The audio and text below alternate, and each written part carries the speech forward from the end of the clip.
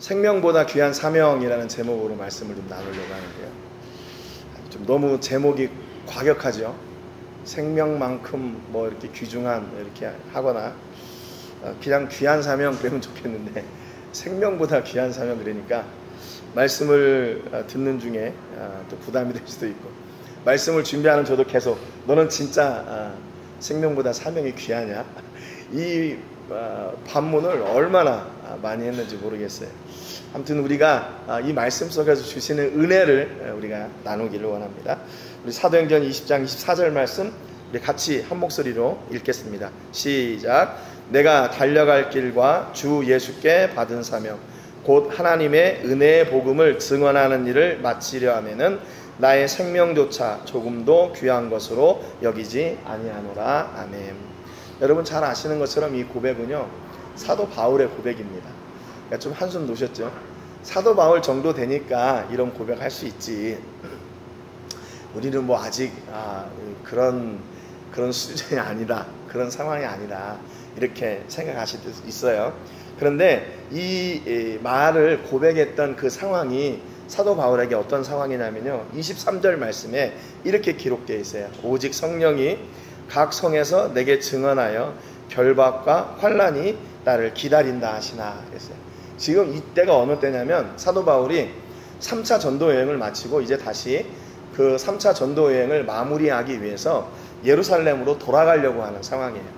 그러니까 바울이 1차, 2차 전도, 3차 전도 여행을 약 한 10년에서 뭐 11년, 12년 이렇게 얘기하는 데도 있는데 한 10년 정도 했어요. 그러니까 10년 동안을 진짜로 열심히 달려온 거예요.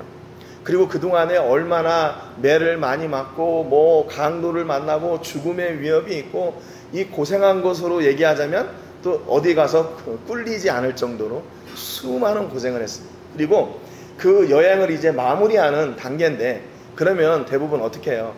그 인생의 어려운 여정, 어려운 시기를 끝나고 갔다면 거기에서는 이제 꽃다발을 들고 막 환영하고 수고했습니다, 잘했습니다, 고생하셨습니다 이런 환영을 받을 만한 자리를 기대하게 되잖아요. 그런데 성령님이 뭐라고 바울에게 말씀하시냐면 야, 너 거기 가면 결박과 환난이 너를 기다리고 있다.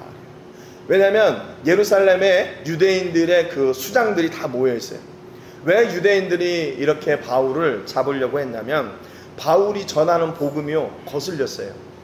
왜냐하면 당시의 구원은 유대인들에게만 이렇게 제한된 그런 은혜, 복이었는데 유대인들만 누릴 수 있는 구원이었는데 사도 바울이나 베드로가 그 구원이 이방인에게도 있다. 그리고 사도 바울은 직접 이방 나라를 다니면서 복음을 전했단 말이에요. 그러니까 유대인들의 어떤 가치와 정면으로 대치되는 거예요. 이 유대인들의 눈치를 보면서 좀 이렇게 해야 되는데 바울은 전혀 그러지 않았어요. 바울이 눈치를 본 것은 누구냐면 하나님이었어요. 하나님. 그래서 자기가 아시아로 가서 복음을 전하고 싶었는데 하나님이 방향을 트셔서 유럽에까지 가게 되고 거기에서 복음을 전하게 되잖아요. 그러니까 바울이 가지고 있었던 그 복음은 어떤 복음인가? 하나님께서 그에게 주셨던 그 진짜 복음인 거죠. 그런데 유대인들은 그들이 가지고 있는 그 신앙이라고 생각하는 것이 그들의 가치관, 어떻게 보면 그들의 어떤 주제, 그건 놓칠 수 없는 자기들의 어떤 그 주제, 논리였어요. 그런데 그것을 계속 이 바울이 복음을 통해 도전하니까 안 되겠다. 잡아가지고 죽이자. 이것이 그 유대인들의 결론이었던 거죠. 그럼에도 불구하고 바울이 그것을 알고 있음에도 불구하고 바울은 뭐라고 얘기하냐면 이게 장로들 앞에서 나는 그곳에 가겠습니다. 그러는 거예요. 그러면서 24절의 고백을 드리는 거예요. 내 사명이 내게는 생명보다 귀합니다. 이게 NIV 성경에 보니까 여기 뭐라고 얘기했냐면 내 생명의 가치는 나에게 아무것도 아닙니다. 어떻게 이렇게 고백할 수가 있죠? 전에도 한번 말씀드린 것 같은데 제가 목사 안수 받을 때 이제는 죽으면 죽으리라 땅 끝까지 가서 내가 선교사로 나올 때도 복음을 전하는 그런 주의 종이 되리라 그랬거든요. 근데 시간이 지나고 보니까 죽기로 작성했으면 죽으려고 노력해야 되잖아요. 살려고 노력해요. 살아남으려고 노력하는 거예요. 이 사역이 진짜로 하나님의 영광을 위한 일인가? 그것을 먼저 생각해야 되는데, 이거 해도 될까? 뭐 이렇게 내가 그동안에 많이 했는데 이거 해도 될까? 이런 식으로 하나님은 빠져먹고 그 일만 남는 그런 시기가 있었어요. 제가 깜짝 놀랐어요. 왜 이렇게 바뀌었을까? 이 일들이 평안하게 가니까 그 사명은 잊어버리고 그 일만 남은 거예요. 일만. 여러분, 그게 얼마나 초라한 일이에요. 초라한 일. 거기에 예수님이 계셔야 되는데, 거기에 진짜 하나님 앞에서의 그 사랑의 그 끈질긴 고백, 그 은혜가 그 사역 가운데 있어야 되는데, 하나님이나 예수님이나 다 없고 일만 남은. 만약에 그렇게 해서 내가 하나님 앞에 선다면 어떻게 됐을까? 정말 부끄러워서 얼굴을 못 들 것 같아요. 그래서 제가 그때 깜짝 놀랐어요. 내가 지금 나 살려고 이렇게 애쓰고 있구나. 근데 그거는 이제 우리가 뭐 그러면 일을 하지 말고 다 그러라 그런 얘기가 아니라 우선순위를 얘기하는 거예요. 우선순위. 진짜로 그 사명을 위해서 내 생명의 가치가 이렇게 저울질 해본다면 내게는 그 사명의 가치가 더 큰 것인가? 쉬운 말 성경에 보니까, 그러나 주 예수께서 내게 맡기신 이 일, 즉 하나님의 은혜와 사랑의 복음을 다른 사람들에게 전하는 이 일을 완수할 수만 있다면 나는 내 목숨이 조금도 아깝지 않습니다. 여기에서 바울은요, 이 일이 뭔가를 정확하게 알고 있었어요. 뭐냐면 하나님의 은혜와 사랑의 복음을 다른 사람들에게 전하는 일, 그것이 바울의 사명이고 그것이 자기에게 있어서 제일 큰 가치라는 거예요. 그 가치의 무게가 어디까지 가나 내 목숨보다도 더 귀한 가치, 그게 사명이라고 이렇게 고백을 하고 있어요. 에베소서 3장 7절에도 바울이 이렇게 고백합니다. 이 복음을 위하여 그의 능력이 역사하시는 대로 내게 주신 하나님의 은혜의 선물을 따라 내가 일꾼이 되었노라 그랬어요. 이 사명이요, 생명보다 더 귀한 이 사명이 뭐라고 얘기하냐면 하나님의 은혜의 선물이다 그래요. 은혜의 선물. 여러분, 은혜라는 말도 헬라 말로는 선물이란 말이에요. 선물이고 선물이다, 진짜 선물이다, 그 말이에요. 그러니까 여러분, 우리가 하나님께서 우리에게 주신 사명이 뭡니까? 이렇게 물어본다면 우리는 뭘 생각하냐면, 교회에서 내가 직분을 뭐 하고 있지? 또 내가 교회에서 뭐를 지금 담당하고 있지? 아니면 내가 교회를 위해서 얼마나 헌신하고 있지? 이거를 생각해요. 그 틀린 말은 아닌데, 그 교회나 그 대상이 그 일을 하게 되는 원동력이 무엇이 되어야 되나? 하나님의 은혜가 되어야 돼요. 하나님의 은혜. 그래서 은혜로 하는 일하고 책임으로 하는 일하고 달라요. 은혜로 하는 일하고 책임으로 하는 일하고 달라요. 가끔 저희 선교지에 오셔서 선교지를 이렇게 보시면서 답답하셨나 봐요. 아니, 언제까지 성사님 이렇게 저 애들을 어린애 다루듯이 할 거예요. 좀 이렇게 막 혼내기도 하시고 막 좀 그렇게 해야 된대요. 동의하지 않는 것은 아닌데 못하겠어요. 저는 못하겠어요. 막 혼내거나 그러지 못하겠어요. 너 왜 이렇게 밖에 못해? 너 더 잘해야지. 너 이렇게 해가지고 천국 가겠어? 뭐 이렇게 못하겠어요. 그 한 영혼이 귀하고 그 영혼이 하나님 때문에 상처받지 않았으면 좋겠어요. 가끔 이제 그 젊은이들 중에 한국에서 사역하고 또 필리핀에서 사역할 때 청년들이 와가지고 처음에는 이제 필리핀에 놀러 가자 그래 왔다가 그 신앙 훈련인 줄 알고 놀라는 애들이 많이 있거든요. 그러니까 걔네들이 대부분 교회를 다 다녔던 애들이에요. 그런데 이제 어느 순간에 교회에서 상처받은 거예요. 목사님의 말로 상처받고, 교회 장로님들의 말로 상처받고, 교회 어떤 동료들의 말로 상처받고, 너 왜 이렇게, 너 교회 오는데 추리닝 입고 교회 와? 너 다음부터 교회 오지 마. 그런 소리를 들었다는 친구들도 있어요. 그게 어떤 것이 더 귀한가? 어떤 것이 더 귀한가? 한 영혼이 저는 더 귀하다고 생각해요. 그렇잖아요. 뭐 옷 조금 이렇게 좀 허술하게 입고 뭐 어떻습니까?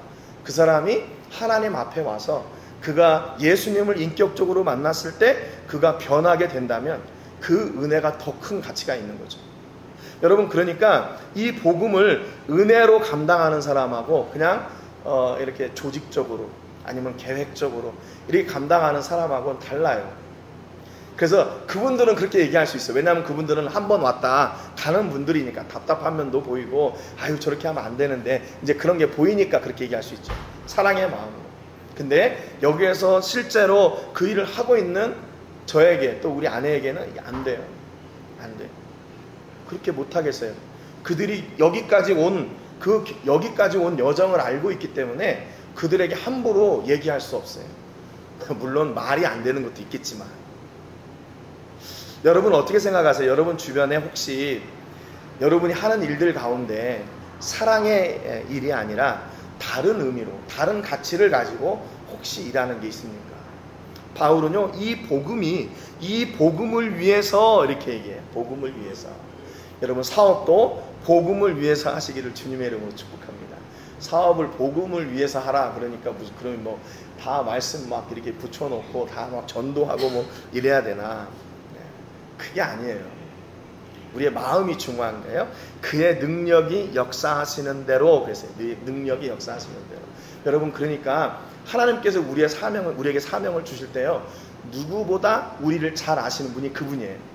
그러니까 거기에 합당한 사명을 주시지, 우리가 감당할 수 없는 거 안 주셔요. 감당할 수 없는 거를 하려고 해도 안 돼요. 안 돼요. 그러니까 지금 이렇게 일이 지나고 보니까 하나님께서 길을 막으시고 틀어가시고 이렇게 인도하신, 여기까지 온 이유가 뭔가, 이만큼이 제가 감당할 수 있는 자리니까 하나님이 이렇게 인도해 가신 것 같아요. 그때는 참 슬프고 마음 상하고 내가 뭐 이렇게밖에 안 돼, 뭐 이렇게 실망할 때도 있고 다른 사람한테 화날 때도 있고 그랬는데, 그게 하나님께서 내게 주신 그만큼의 은혜의 자리였어요. 은혜의 자리. 혹시 여러분들이 뭔가를 이렇게 막 하려고 하는데 막 힘들고 어려움, 또 장벽들이 생기고 문제가 생기고 그렇게 된다면, 야 이거 하지 말라는가 보구나, 그렇게 생각하지 마시고, 아 하나님께서 내게 은혜의 선물을 지금 부어주고 계시는구나, 은혜의 선물을 부어주고 계시는구나, 그렇게 생각하세요. 요즘 제가 이렇게 간을 회복하고 있다고 그랬잖아요. 2달 지금 하고 있는데 매일 지금 운동을 해요. 제가 시간을 내가지고 운동을 하는데, 운동하면서 내가 진짜 진작에 이렇게 좀 몸 관리를 잘 했더라면 왜 내가 지금 이러고 있을까? 별 생각이 다 드는 거예요. 제가 칼럼에도 그런 말씀을 썼는데, 하나님 앞에 너무 죄송하고, 우리 성도님들한테도 너무 죄송하고, 새벽 기도를 일단 지금 안 하고 있으니까 뭔가도 하나 사역을 좀 줄여야겠다. 그래서 지금 이렇게 하고 있는데, 그렇다고 해서 그 시간이 뭐 남아도나 또 다른 일들을 또 하나님께서 하게 하시고, 또 그래서 오히려 감사한데, 아무튼 우리가 우리에게 주신 그 삶의 현장에서 최선을 다해서 그분이 우리 삶의 주인 되시는 것을 고백하고 나가는 게 중요합니다. 그래서 이 복음이 내게 그분의 은혜로 말미암아 주신 거라는 거죠.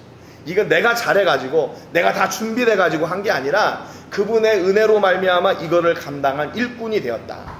일꾼이 되었다. 그러니까 이것을 내 것이라 주장하지 말고 하나님이 주신 은혜다 생각하면 좋은 거죠. 여러분, 우리에게 주신 자녀들 있잖아요. 그 자녀들도 내가 노력해서 만든 겁니까? 하나님이 주신 거예요. 제가 그걸 언제 깨달았냐면 결혼하고 나서 깨달았어요. 저는 그냥 결혼하면, 남자 여자가 결혼하면 당연히 아기가 생기는 줄 알았어요. 제가 95년도에 결혼했는데 우리 아들이 97년생이에요. 아이가 안 생겨요. 그래서 저희 집사람하고 저하고 병원 가가지고 한의사한테 진맥 받고 한약도 지어먹고 그랬단 말이에요. 그게 그 아이를 갖는 것도 하나님의 은혜더라고요. 그냥 생기는 게 아니에요. 우리가 노력한다고 되는 게 아니라 하나님이 주시는 거예요. 하나님이 주시는 거예요. 그러니까 우리는 내가 낳았으니까 내가 주인이고 내 마음대로 자녀들을 키우려고 생각하잖아요. 내가 이렇게 다 컨트롤 해가지고. 아니에요. 착각이에요. 하나님이 주신 거예요. 그러면 그 자녀의 주인이 누구예요? 하나님이시죠. 그러니까 당연한 거예요. 하나님의 뜻대로 그 자녀를 양육해야 되는 거죠. 여러분의 사업은 어떻습니까? 여러분이 이렇게 열심히 물론 노력했지만 그것을 주신 분은 하나님이라고 고백할 때 그 사업이 하나님의 은혜로 가득하고 하나님의 영광을 위해서 그 사업이 이루어질 수 있도록 노력하게 됩니다. 여러분 무엇을 준비하고 계시든지 늘 하나님이 주인 되시는 그런 은혜가 있기를 주님의 이름으로 축복합니다. 우리 교회 주인도 역시 하나님이심을 우리가 고백해요. 그래서 그분이 하나님이 원하시는 대로 이 일을 잘 감당하려고 이렇게 공동체로 보인 거죠. 여러분 예수님도 그 말씀을 하셨어요. 요한복음 4장 34절에 보니까 예수께서 이르시되 나의 양식은 나를 보내신 이의 뜻을 행하며 그의 일을 온전히 이루는 이것이다. 내가 하고 싶은 일을 하는 게 아니라 나를 보내신 그분이 기뻐하시는 일을 하는 것이 내 양식이다, 내 사명이다 그랬어요. 그래서 어떻게 돼요? 요한복음 19장 30절에 보니까 십자가에서 이 사명을 다 이루셨어요. 예수께서 신포도주를 받으신 후에 이루시되 다 이루었다. 다 이루었다. 뭐를요? 예수님께서 하나님께 받은 그 사명, 하나님의 뜻을 이루고자 하시는 그 사명을 십자가에서 다 이루신 거예요. 그러니까 당신의 생명을 다 드리면서까지 예수님에게는 우선순위가 뭐였어요? 하나님의 그 사명을 감당하는 그 십자가의 자리에서까지 하나님께서 주신 사명을 온전히 다 이루었다. 내 양식은 그분의 뜻을 온전히 이루는 것이다. 그리고 다 이루었다 그랬어요. 여러분 예수님은 얼마나 행복하신 분이에요. 하나님께서 주신 사명을 완전하게 퍼펙트하게 이룬 거예요. 퍼펙트하게 다 이루었다. 물론 죽으시는 상황에서 뭐 일을 다 그렇게까지 이루어야 되나 이렇게 생각할 수도 있지만 예수님은 그것이 그분의 사명이었어요. 바울도 그 앞에 죽음이 있고 환란이 있다 할지라도 그 길을 가는 것이 그의 사명이었어요. 김구 선생님이 이런 말을 했더라고요. 뭐라고 얘기했냐면 돈을 맞춰 일하면 직업이고 돈을 넘어 일하면 소명이다. 직업으로 일하면 월급을 받고 소명으로 일하면 선물을 받는다. 여러분 혹시 신앙생활을 어떻게 하고 계십니까? 의무감이나 아니면 어거지로 하고 계십니까? 아니면 그 해외에 있는 한인교회들은 그런 게 있더라고요. 일주일에 한 번 한국 사람들 만나가지고 교제하고 회포를 푼다 그러죠. 그동안에 이렇게 막혀있던 것도 좀 풀고, 물론 그런 기능도 있지요. 그런데 그런 기능은 뭐냐면 둘째 기능들이에요. 둘째 기능. 그러면 첫 번째 기능은 뭔가? 하나님이죠. 당연히 하나님이시죠. 그분을 예배하고 그분께 영광 돌리고 그분의 은혜를 나누고 그분의 은혜를 누리는 거, 그게 첫 번째지. 그리고 성도들의 교제가 그 다음으로 이어지는 거. 여러분 우리 마음속에 이것이 절대로 흔들리지 말아야 돼요. 이제 모세의 이야기가 나오는데 모세의 이야기는 넘어가고요. 여기 예수님께서 제자들을 부르실 때 저도 이 말씀을 읽으면서 얼마나 많은 질문을 했는지 몰라요. 마태복음 4장 18절에 보니까 갈릴리 해변에 다니시다가 두 형제 곧 베드로라 하는 시몬과 그의 형제 안드레가 바다에 금을 던지는 것을 보시고 그들을 부르셨어요. 어부였는데 그들을 부르셨어요. 뭐라고 부르셨냐면 나를 따라오라. 내가 너희를 사람을 낚는 어부가 되게 하리라 그랬어요. 예수님이 이 베드로와 안드레 그 형제를 부르는데요, 거창하게 야 너가 앞으로 나를 따르기 시작하면 내가 너에게 뭘 주고 어떤 길을 어떻게 열어가고 너를 어떻게 해줄 거야. 설명이 없었어요. 쉽게 얘기하면 어디 가서 일을 하고 계약을 하려고 하는데 그냥 일하는 것만 내용만 있지 거기에 대한 보상이 어떻게 될지는 아무것도 없는 거예요. 그리고 예수님과 또 베드로와 안드레가 그럼 그 동안에 어떤 관계가 있었냐? 그런 것도 아니에요. 그냥 열심히 일하고 있는데 거기 가가지고 야 너희들 지금 고기 낚고 있지? 내가 앞으로 너희를 사람을 낚는 어부가 되게 할게. 그러니까 그들이 곧 그물을 버려두고 예수를 따라다니라고 그랬어요. 이게 말이 됩니까?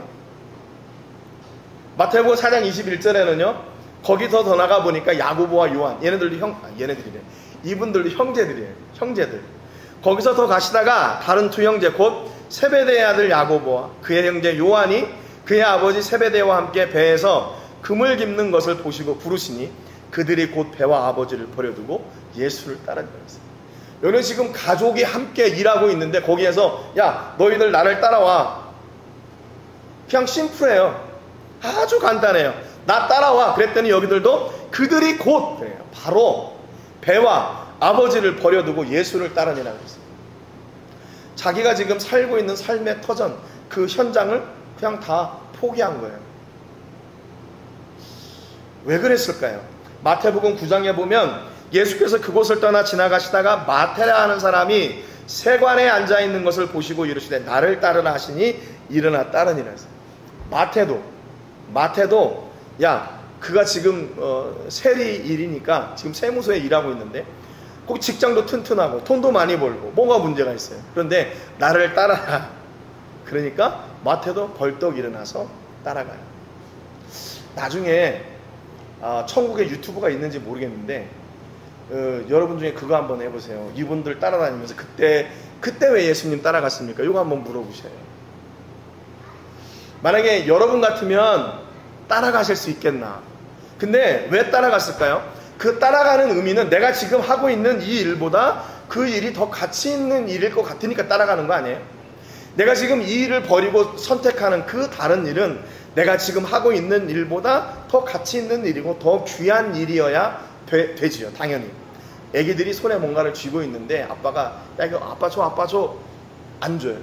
근데 아빠가 더 좋은 거, 그 아기가 갖고 있는 손에 쥐고 있는 것보다 더 좋은 것을 이렇게 주면 그 손에 있는 걸 내려놓고 그걸 잡게 돼요. 뭐 우리도 역시 마찬가지죠. 베드로와 안드레와 야고보와 요한과 마태, 이 사람들이 배운 게 없어서 그냥 그 삶을 탈피하고 싶어서? 전혀 아니에요. 전혀 아니에요. 여러분, 이들이 그렇다면 다 하나님의 백성으로 또는 예수님의 제자로 준비된 사람들인가? 준비됐나요? 안 됐어요. 안 됐어요. 그러면 예수님은 왜 그들을 부르셨을까요? 무슨 대책이 있으신 걸까요? 예수님께는 대책이 있었어요. 그거는 비밀인가? 비밀이지만 예수님께는 대책이 있었어요. 그러니까 부르신 거죠. 하나님이 왜 나를 부르셨을까? 하나님은 대책이 있으세요. 왜 그냥 우리가 예수 안 믿고 그냥 세상에서 우리가 원하는 거 다 누리고 우리가 하고 싶은 거 다 하고 얼마든지 살 수 있잖아요. 우리가 꼭 예수 믿어야만 삽니까? 이 땅에서. 그 다음 세대는 생각하지 않고 이 땅에서 살다 보면 어떻게 보면 예수님이 있는 것 때문에 더 불편할 때도 있어요. 그렇지 않습니까? 주일날 아침에 일찍 일어나가지고 가서 예배해야 되고 또 일해야 되고 또 헌금해야 되고 봉사해야 되고 또 그 교회를 위해서 내가 뭘 할 수 있을까 고민해야 되고 기도해야 되고 좀 부담되지 않아요? 왜 부르셨을까? 우리에게는 답이 없는데 그분께 답이 있어요. 앞에 이제 출애굽기에 보면 하나님께서 모세를 부르시잖아요.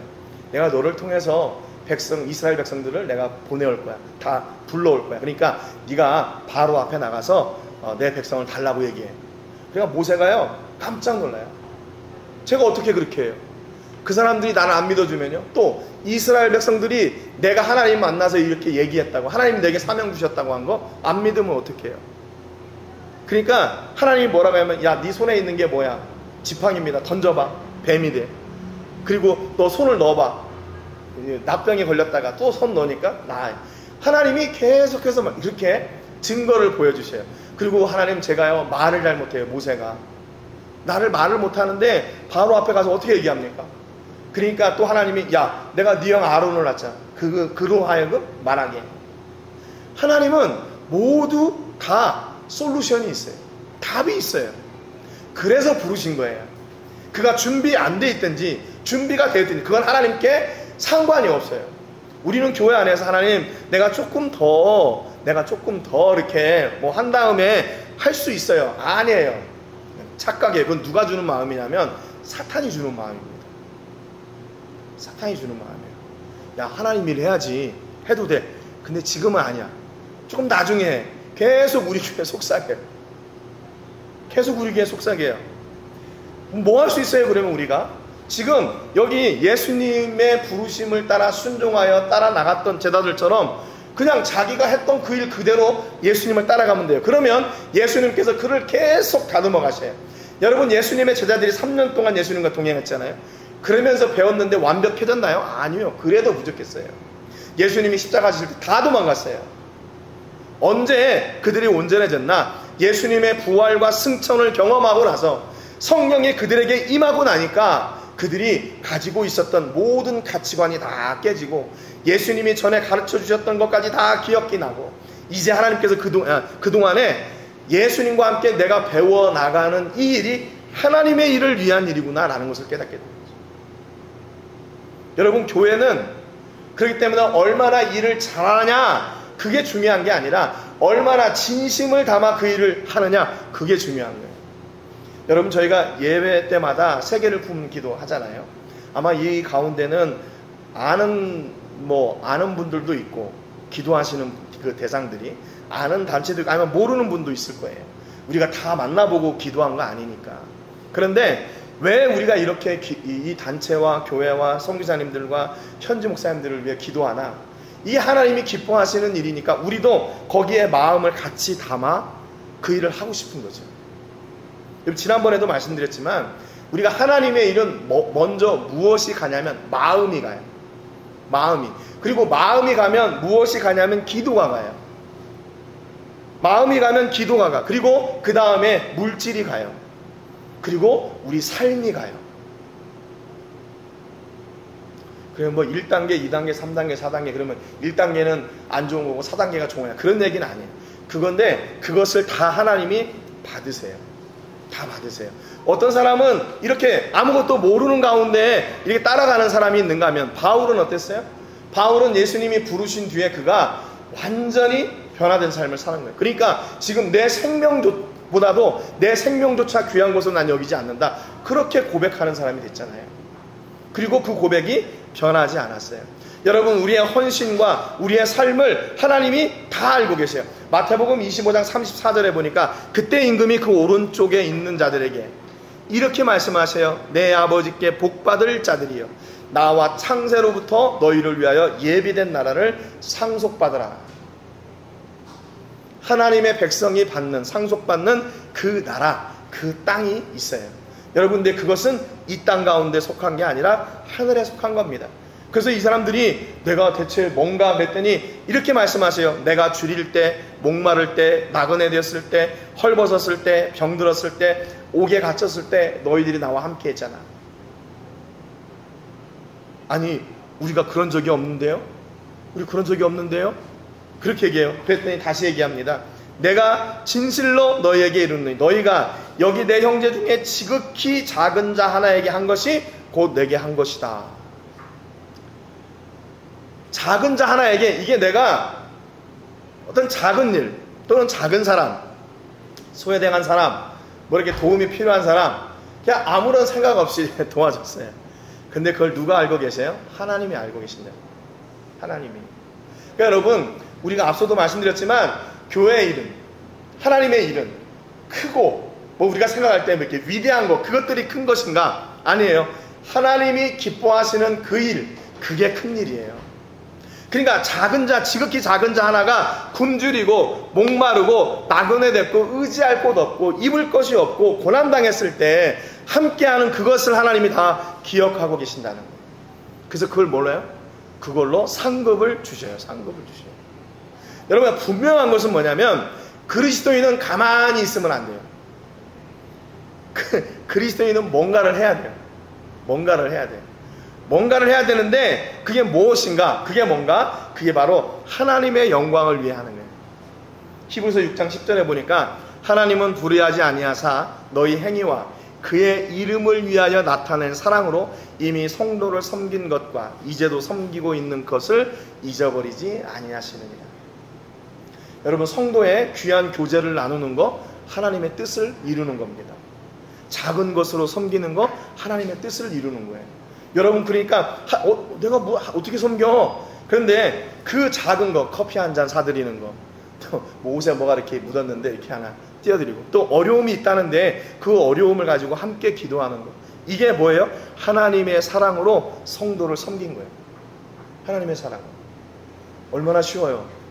여러분, 이거 못하겠습니까? 하루에. 그래서 나를 통해서 뭔가 위대한 일을 내가 이루어야겠다, 그런 생각이 아니라 내가 우리 형제들을, 우리 성도님들을 위해서 기도해야 되겠다. 기도해야 되겠다. 그런 목표를 정하시고 기억나시는 분들 한 분 한 분 위해서 기도해 주세요. 그게 섬기는 거고 그것이 그리스도의 사랑으로 나타내는 거예요. 계시록 2장 2절에 보니까 내가 내 행위와 수고와 내 인내를 알고 또 악한 자들을 용납하지 아니한 것과 자칭 사도라 하되 아닌 자들을 시험하여 그의 거짓된 것을 내가 드러낸 것과 또 내가 참고 내 이름을 위하여 견디고 게으르지 아니한 것을 아노라. 에베소 교회의 한 말이에요. 에베소 교회가 했던 그 일을 하나님은 하나도 놓치지 아니하시고 다 알고 계세요. 데살로니가전서 2장 4절에 보니까 오직 하나님께 옳게 여기심을 입어 복음을 위탁받았으니 우리가 이와 같이 말함은 사람을 기쁘게 하려 함이 아니요 오직 우리 마음을 감찰하시는 하나님을 기쁘시게 하려 함이라. 데살로니가 교회에 뭐라고 말씀하셨어요? 내가 다 안다. 다 안다. 너희들이 지금 어떤 마음을 가지고 어떤 생각을 가지고 어떤 의미로 하고 있는지 다 아신다는 거예요. 여러분, 그러니까 여러분, 우리에게 주신 하나님의 사명이 무엇입니까? 뭔지 잘 몰라요. 우리는 준비됐습니까? 준비 안 될 수도 있어요. 중요한 것은 뭐냐면 믿음으로 순종하여 나가는 거예요. 베드로가, 야고보가, 요한이 하나님이, 예수님이 부르셨을 때 예, 알겠습니다 하고 나가는 거. 대책은 뭔지 모르겠어요. 그런데 순종하여 나갈 때 하나님은 더욱 놀라운 일을 이루어 가시는 거예요. 여러분, 그러니까 지난번에도 말씀드렸지만 하나님, 내가 할 수 있는 일을 내게 주세요, 이게 아니라 하나님이 기뻐하시는 일을 할 수 있는 만큼의 능력을 내게 주세요, 이렇게 기도하셔요. 기도가 바뀌시기를 주님의 이름으로 축복합니다. 그래서 하나님께서 주시는 그 마음껏 부으시는 그 은혜가 여러분의 삶 가운데 풍성해지고, 여러분 우리 성도님들을, 우리 공동체를 위해서 기도하시고 우리 선교지를 위해서 기도해 주세요. 그래서 우리가 그리스도의 사랑을 실천하고 나누는 그 삶의 현장 가운데 하나님께서 예비해 놓으신 놀라운 그런 하늘의 복을 누리게 되는 그런 우리 모든 성도님들 되시기를 주님의 이름으로 축복합니다. 기도하겠습니다. 하나님 아버지, 감사드립니다. 오늘 귀한 말씀을 통해서 우리에게는 하나님께서 주신 사명이 무엇인지, 또 하나님은 왜 우리를 부르셨는지 반문하고 그 해답을 얻게 해주시니 감사합니다. 우리가 준비되어 우리를 부르신 것이 아니고, 또 우리가 능력이 있어 우리를 부르신 것이 아니라 하나님이 우리를 향하신 뜻이 있으셨기에 우리를 부르셨고, 또 하나님이 원하시는 그 일을 감당할 수 있도록 우리를 훈련하시고 다듬어 가시기 위해 우리를 부르신 줄로 믿습니다. 하나님, 지극히 작은 자 하나에게 한 것을 하나님이 받으시고 그것을 기억하시고 그에 대한 상급도 허락해 주시는 세세하신 하나님이심을 저희가 고백합니다. 우리를 놓치지 마시고 우리가 늘 하나님과 동행하게 하시고 작은 삶의 현장에서부터 그 사랑을 실천하는 저희가 되도록 은혜의 은혜를, 복의 복을 더하여 주옵소서. 우리 공동체를 위해 기도하게 하시고, 또 우리가 섬기고 기도하는 선교지와 선교사님들과 또 현지 목사님들과 단체들을 위해서 기도하는 저희가 되게 해 주옵소서. 이 섬김을 통해 하나님은 생명의 놀라운 일을 이루시고 우리가 상상할 수 없는 하늘의 은혜의 역사를 이루어 가실 줄로 믿습니다. 하나님, 이것이 우리에게 주신 은혜임을 고백합니다. 우리 삶의 현장에서 이 은혜를 놓치지 않게 하시고 더욱 풍성케 하시고 우리 모든 성도님들이 하늘의 은혜를 받고 그 은혜를 나누며 그 은혜가 더욱 풍성한 열매를 맺어나가는 그런 귀한 신앙의 공동체, 사명자들이 되게 해 주옵소서. 아버지, 이제는 두려워하지 않기를 원합니다. 이제는 낙심하지 않기를 원합니다. 우리를 부르신 하나님을 우리가 믿기에 하나님의 선하신 능력을 믿고 하나님의 인도하심을 믿고 하나님의 역사를 믿고 나갑니다. 우리를 다듬어 주시고 훈련하여 주시고 하나님의 놀라운 일을 위하여 사용하여 주옵소서. 하나님, 지금 이 자리에는 없지만 한국에 있는 가족들, 또 다른 곳에 있는 우리 성도님들도 있습니다. 어디에 있든지 지켜주시고 보호하시고 함께 해주시고 저희가 시간과 마음과 정성과 물질을 구별해 하나님께 드릴 때 하나님 모든 것을 받으시고 하나님 만배로 갚아 주옵소서. 이제는 우리 주 예수 그리스도의 은혜와 우리 아버지 하나님의 크신 사랑과 성령 하나님의 감동 감화유로 교통하시는 은혜가 오늘도 우리를 부르신 하나님의 부르심에 순종하여 믿음으로 나가 하나님께서 기뻐하시는 열매와 그 사명을 이루어 나가는 사명자가 되기로 작정하는 우리 모든 성도님들과 가정과 자녀들과 사업과 직장과 캠퍼스와 세계 곳곳에서 주의 복음을 전하는 복음 전도자들 위해 이제로부터 영원토록 함께 하시기를 간절히 축복하옵나이다. 아멘.